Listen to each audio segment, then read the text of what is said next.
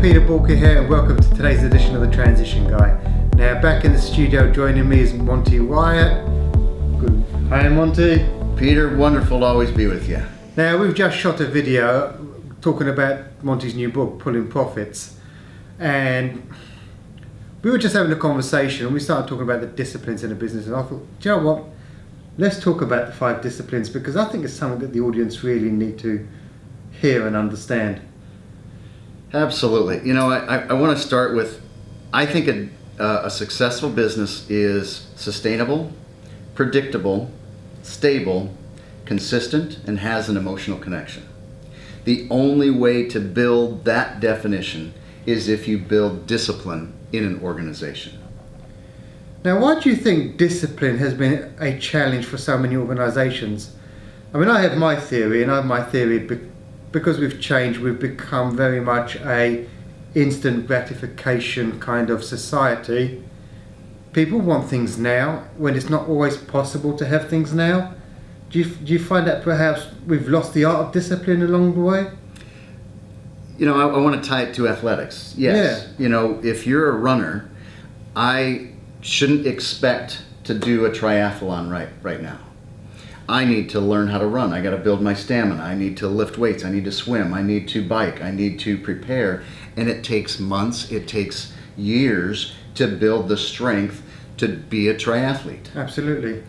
But we want a successful business right now, but we're not willing to do the work, not willing to go to the gym every day, not willing to ride 50 miles every day, not willing to whatever it is. But that's interesting you say that, because I would actually say that you got 2 kinds of business owners out there. You've got 2 kinds of entrepreneurs. And this is going to be some people will take offense to this, unfortunately, but you've got those who are professional entrepreneurs that perhaps take the mindset and approach that an athlete would take. Go to the gym, the nutrition, the waking up, all those disciplines needed. And then you've got the amateur that works hard.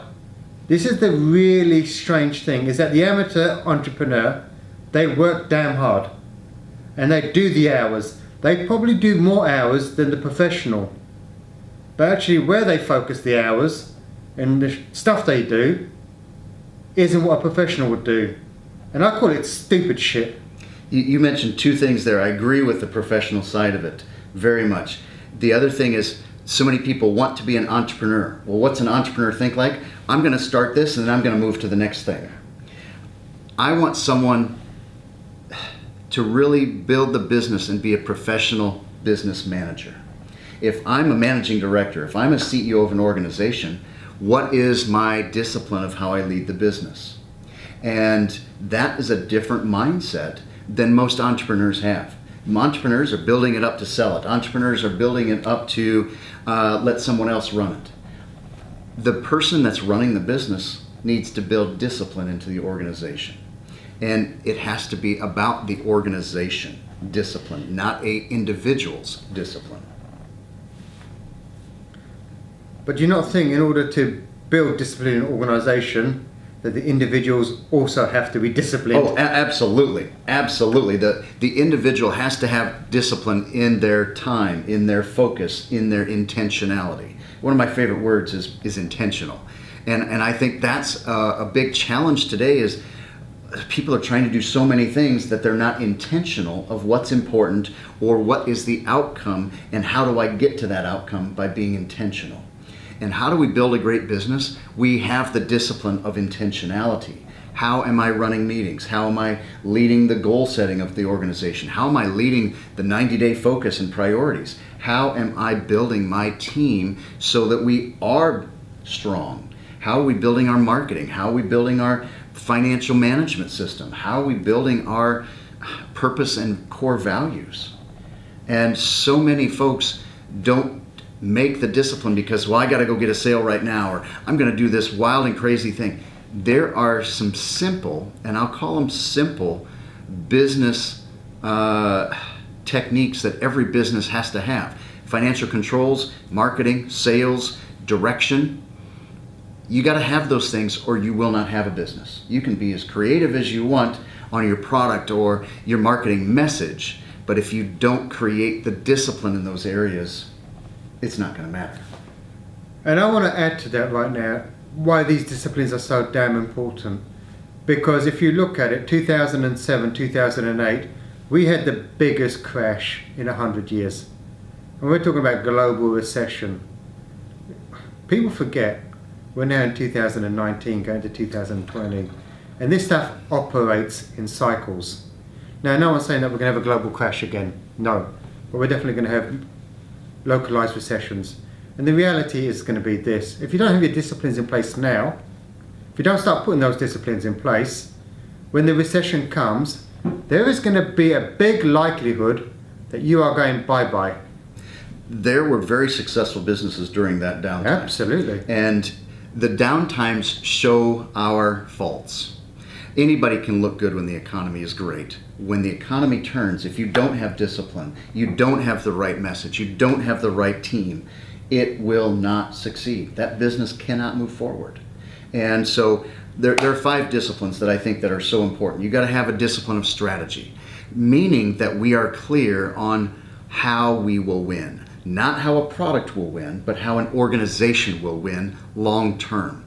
What is the opportunity in the market? How do we create leverage? How do we go into new markets? How do we duplicate ourselves? So we've got to have clarity to become sustainable. And when we're starting to talk about strategy, it's really important that when we're looking at strategy, that we're looking at making sure it's at least 3 to 5 years into the future. Absolutely. You've got to be clear not just where you want to go, but what are the 3 or 4 things we've got to get right in that time period so we get there.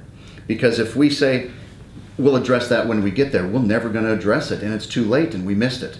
We have to start thinking differently now, but if you're only focused on today and not 3 to 5 years from now, you will always stay at today. And that is the problem though, because a lot of people get confused.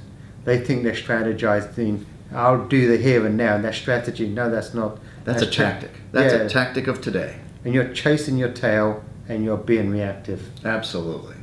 The second discipline is business development. Now, there's 3 things in business development every company has to get right, and so many of them are inconsistent here because we need predictability out of business development. You've got to have consistent marketing, you've got to have consistent sales, and you've got to have consistent customer service. Most businesses are only good at one of those 3. Yeah. And if they're lucky, they're good at one of those 3. And the interesting thing is they'll say, well, I can't. The business keeps changing, the market's changing, I can't have predictability. No, yes you can, you just haven't got discipline. Absolutely. You got to have discipline of how do we do things? Yeah. How do we get our message out? What is our message that keeps us different than everyone else? And that really ties into the strategy as well, because you've got to be looking long term, actually, how does the message need to evolve? Because so many people hit a vein and they think they've made it, but do you know what? The market's changed, things change, and if you keep your messaging the same, you are screwed. Yeah, we just heard a speaker yesterday talking about a 12-month marketing plan.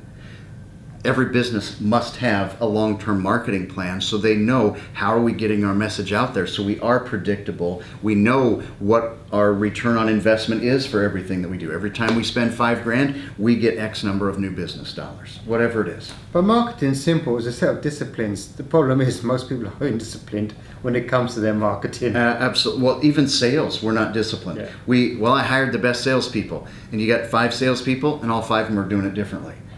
Having a organizational sales process. How do we communicate? How do we build relationship? How do we give them the exposure to who we are and what we can provide to them without using the word proposal? Proposal only means money.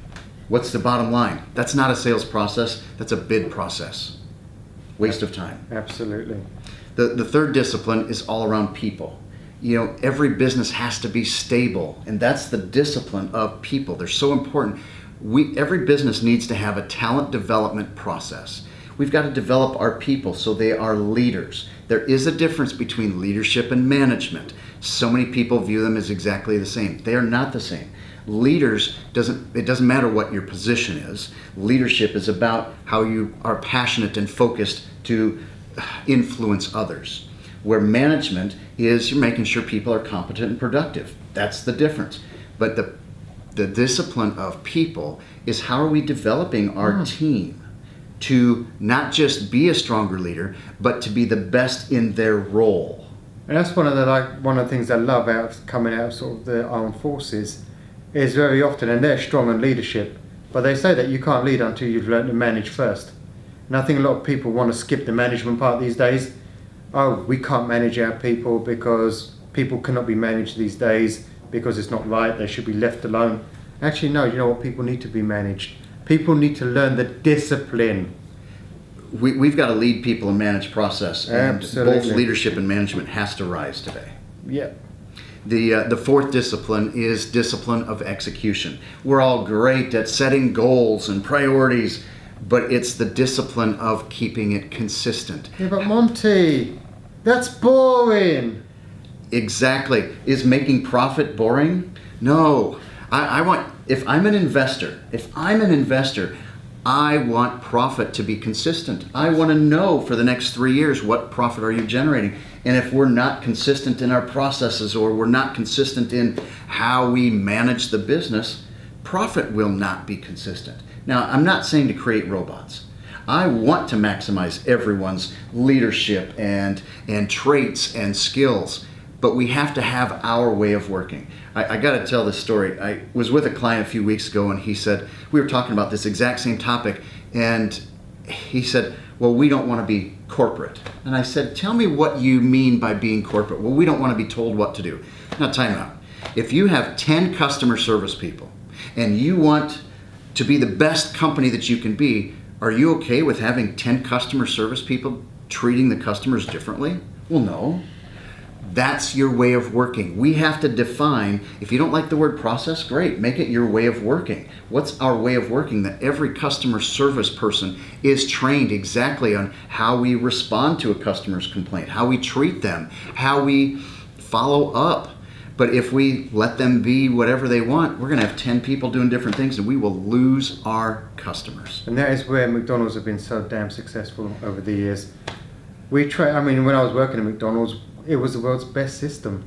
And everyone was trained to follow that system. And you know what? Customers don't want to be confused. You see, people want to know exactly what they're going to experience time and time again. When you've got these big chains, the one thing that McDonald's has is that comfort factor. That whether you're in the States, you're in the UK, you're in Europe, wherever you go, you get treated the same way. Absolutely, and there's that sense of familiarity. You know, we're sitting here in Edinburgh, Scotland, and McDonald's is around the corner, Starbucks is around the corner, there's a Pizza Hut and a Domino's around the corner. There's a reason why they're there, and it's not because they're corporate. No. It's because they've created consistency that no matter who's walking down the street, they know what they're going to get when they walk in that door. That's what your business needs to create to get consistency. Absolutely. The last discipline is the discipline of mission. Now, I want to tell you what it's not. It's not about a mission statement. It is about why we do what we do. That's the discipline of mission. And with that, we've got to be clear on our purpose. Every organization and every person in an organization has to be absolutely clear and a part of and bought into why do we do what we do every day. Because that creates energy, that creates focus. We're all going to have big days, we're all going to have tough days. And in those tough days and those big days, we have to remind ourselves why we're doing what we're doing, because we make an impact on others. That's the purpose. And the thing about purpose is, well, it creates that excitement, doesn't it? It creates emotional connection. And the second piece of emotional connection is core values. You know, who are we? You know, I've met so many companies that they have aspirational core values. Well, they have the bullshit core values put on the wall. Yeah, we've done our core values, but are you living them? Absolutely not. You know, I'm a little nicer. I say aspirational. He says bullshit core values, but that's exactly the same. We all want to be what's on the wall, but we don't have any examples of them. No. We have to build core values in your organization that we have examples around the room and the team. Because if we don't have an example, we don't know what it looks like. And it has to be behavioral. So many core values are almost like directives. You will. Yeah. That's not a value, that's a directive, and it's not emotionally connecting. Values and purpose have to be emotionally connecting. And that's why there's so much resistance around values, because people have been in corporate organizations where perhaps it was just done as an exercise, a tick box exercise. Let's get our core values defined and put on the wall. Or they hired a consultant and paid him £1 million to go create this, and they come back and here's 13. Well, do you know what's even worse? They get a branding agency in to do core values, and they've got freaking no idea what it's all about. Absolutely. And I love what Jim Collins talks about in Good to Great when he says you've got the core value test, and you've got to, there's 3 things that it has to pass. Number 1, is it alive in the organisation today? If it's not, then they're not true core values. Absolutely. Number 2, would you be prepared to fire an offender? I cannot begin to tell you how many terrorists I've seen in organisations where they're just flaunting the core values, violating them left, right and centre, and the leadership team are just watching. When you do that, you're not a leadership team, you're a leadership team. And number 3, are you prepared to take a financial hit to put it right? If you're not, again, it's not a core value. And these are the disciplines. And it takes commitment. Absolutely. To create discipline. And courage. And courage, because people are going to fight it. And it's okay if 6 months, 12 months from now, people are not in your organization. That either they don't buy into your new discipline or they're not willing to. You've either got to make the choice or they've got to make the choice. Because if you want a sustainable business, you've got to have that courage to say, I'm sorry, Peter, this place is no longer for you because this isn't the right fit. But a choice needs to be made.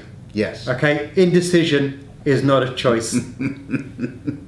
Well, thank you so much, Monty. It's been really enlightening. If you want to know more about the sort of disciplines needed to really grow your business, get your business consistent, and really operate at its peak level, head over to Boolkah.com and get in touch. And remember, failing to learn is learning to fail. Thank you, Monty. Thank you, Peter.